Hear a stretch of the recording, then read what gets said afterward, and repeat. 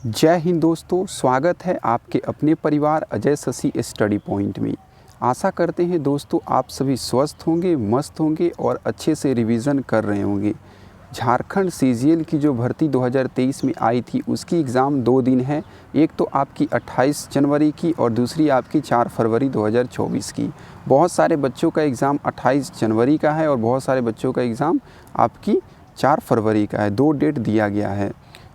आपका जो है तैयारी पूरी तरह से कंप्लीट हो गया होगा, अच्छे से आप सभी रिवीजन कर रहे होंगे। अब बस एग्ज़ाम में जाना है और एक सीट अपने लिए पूरी तरह से सेव करके आना है। लेकिन देखिए, बहुत सारे बच्चे ऐसे होते हैं जिनको सिर्फ एक सीट से मतलब होता है, उनको बस कैसे भी इस बार जॉब हो जाए बस ये सोचते हैं। लेकिन बहुत सारे ऐसे बच्चे होते हैं जिनका तैयारी बहुत अच्छा होता है और साथ ही साथ वो जो होता है एक ही वैकेंसी को लेकर हमेशा टारगेट करके चलते हैं कि हमको भाई झारखंड में सीजीएल की भर्ती का तैयारी करना है। और तैयारी ही नहीं करना है बल्कि इसमें एक नौकरी ही नहीं लेनी है, बल्कि इसमें जो है हमको एएसओ बनना है, ठीक है, ऑडिटर बनना है। इस तरह के जितने भी विभाग हैं उसमें उनका सपना होता है कि हमको सेपरेट जो है इसी विभाग में सेलेक्ट होना है। उनको पता है, उनका तैयारी बहुत अच्छे लेवल का है।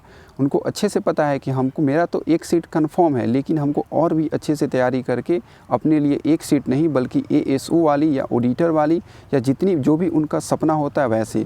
तो ज़्यादातर बच्चे का तो सपना यही होता है कि उनको कैसे भी करके एएसओ ही मिल जाए। सारे बच्चे तो यही प्रयास करते हैं जो भी पढ़ने वाले होते हैं, जिनका तैयारी बहुत अच्छे लेवल का हो गया रहता है। जिनका तैयारी एवरेज होता है तो वो तो यही चाहते हैं कि बस मेरा कैसे भी करके सिलेक्शन हो जाए। तो अगर आप भी चाहते हैं कि हम एएसओ बन जाएं तो आपका जो होगा एग्ज़ाम के अंदर क्या स्ट्रैटेजी होना चाहिए, आपको क्वेश्चंस कितना अटेम्प्ट करना चाहिए, क्या सेफ़ अटेम्प्ट आपके लिए हो सकता है, ताकि आपको एक जॉब तो मिल ही जाएगी लेकिन उसमें आपको एएसओ मिलेगा या नहीं मिलेगा। आज की वीडियो बहुत ही अच्छे से एकदम एग्ज़ाम हॉल स्ट्रैटेजी वीडियो ये होने वाली है, बिल्कुल एएसओ के लिए। तो आप वीडियो को पूरा कंप्लीट अच्छे से देखेंगे। चैनल को अगर आप सब्सक्राइब नहीं किए तो सब्सक्राइब कर लेंगे, क्योंकि यहाँ पे आपको तैयारी की रिलेटेड सारी इन्फॉर्मेशन दी जाती है। एडमिट कार्ड कब आएगी हमने ये भी आपसे साझा किया था, ठीक है। चलिए भाई, तो आज की क्लास को स्टार्ट करते हैं। बिल्कुल अच्छे से ध्यान से आप सुनेंगे। देखिए, जितने भी दिन आपके बचे हैं, सबसे पहले आपको ये प्रयास करना है कि कम से कम अधिक से अधिक ओएमआर शीट मार्केट से ख़रीदना है ब्लैंक, और उसके सारे नंबर को गोल करना है राउंड, और उसके रोल नंबर, डेट को, हर एक चीज़ को बिल्कुल भरना है। कुछ अलग ही भरिए, गलत ही भरिए, क्योंकि आपको तो अच्छे से पता नहीं है। लेकिन आपके अपना नाम, फादर्स नाम, name, date of birth, exam किस डेट को है, किस शिफ्ट में है, किस दिन को है, किस जगह पे है, वहाँ का सेंटर कोड क्या है, सारा चीज़ एडमिट कार्ड में मेंशन किया गया है। वो सारा चीज़ को आप भरिए, बिल्कुल अच्छे से भरिए। सिर्फ आपको रोल नंबर नहीं पता, बाकी सारी चीज़ें तो पता है। तो रोल नंबर किसी अदर एग्ज़ाम का है तो उसको भर के अच्छे से राउंड अप कीजिए, क्योंकि देखिए ये प्रैक्टिस आपके लिए काफ़ी इम्पॉर्टेंट है। दूसरा चीज़, अभी से आप 2 अच्छे कंपनी का ब्लैक बॉल पेन खरीद लीजिए, ठीक है, जिस पे आप ओएमआर शीट पे उसी दोनों से रंगिए। उससे क्या होगा कि पेन का जो होगा ना, स्मूथनेस काफ़ी अच्छा आ जाएगा। अभी ठंडा का टाइम है दोस्तों, तो क्या होगा कि अगर आप न्यू पेन खरीद के लेकर जाएंगे तो वहाँ पे थोड़ा चलने में कठिनाई आ जाती है। लेकिन अगर आप वो पेन को यूज़ करें जो पेन आप 5-6 दिन पहले भी यूज़ कर चुके हैं, वो डेली यूज़ हो रही है, लगभग उसके इंक जो है रनिंग पीरियड में है, तो उससे काफ़ी आसानी से आपका हाथ भी बैठा रहता है और वो पेन चलता भी अच्छे से है, और आप फिर प्रैक्टिस भी आपका बहुत ही अच्छे से हो जाता है, ठीक है। ये सारी चीज़ें आपको टॉपर के द्वारा ही बताई जाती है, ठीक है, क्योंकि वो सारी चीज़ों पे एकदम छोटे छोटे पॉइंट पे अच्छे से ध्यान से गौर करते हैं। अब देखिए, आपके दो पेपर 1, पेपर 2 और पेपर 3। तो पेपर 1 तो क्वालिफाइंग नेचर्स के हैं, इसको हटाते हैं। पेपर 2 और पेपर 3, ठीक है। पेपर 2 में और पेपर 3 में आपकी स्ट्रैटेजी क्या होनी चाहिए आप देख लीजिए। देखिए, आप तो पेपर 2 में लैंग्वेज पेपर आप लिए होंगे, तो लैंग्वेज पेपर में आपका प्रयास होना चाहिए कि 85 और 88, अगर आप कैटेगरी वाइज देख लीजिए, अगर आप जनरल कैटेगरी के हैं तो आपका प्रयास होना चाहिए कि 90 से नीचे आपके क्वेश्चन सही नहीं होने चाहिए, 90 प्लस ही जाने चाहिए। अगर ओबीसी वाले हैं आप तो आपका प्रयास और ईडब्ल्यूएस का होना चाहिए कि 87-88 क्वेश्चन सही होने चाहिए। क्वेश्चन सही होने चाहिए, हम बता रहे हैं, नंबर नहीं बता रहे, ध्यान देखिए, क्वेश्चन का बात कर रहे हैं। बाकी SC ST वाले प्रयास करेंगे कि 85 प्लस में हो रहे हैं, ठीक है। ये तो पेपर 2 के लिए हो गया। अगर आपको एएसओ बनना है तो ठीक है, बाकी एक सीट सेव करनी है तो आपके थोड़े कम नंबर भी रहेंगे तो चल जाएंगे। अब आता है paper 3, most important and most dangerous, dangerous हम क्यों बोल रहे हैं, क्योंकि देखिए लैंग्वेज पेपर जो होता है ना, हर आदमी अपनी सुविधाजनक ही लैंग्वेज को सेलेक्ट करता है। जैसे आपको हिंदी बोलने में आसानी होती है तो आप हिंदी को ही चूज़ करेंगे, अगर आपको कोठा में आसानी होती है तो कोठा को चूज़ किए। तो लैंग्वेज में कोई भी सिलेबस को कंप्लीट करना काफ़ी आसान और काफ़ी अच्छा होता है। वहाँ पे आपको ओवर राइटिंग नहीं करनी, वहाँ पे आपको राइटिंग नहीं लिखना है, ठीक ना, वहाँ पे एग्ज़ाम देना है OMR सीट पे। तो इसलिए लैंग्वेज में जो भी हो लैंग्वेज काफ़ी बेहतरीन होता है तैयारी।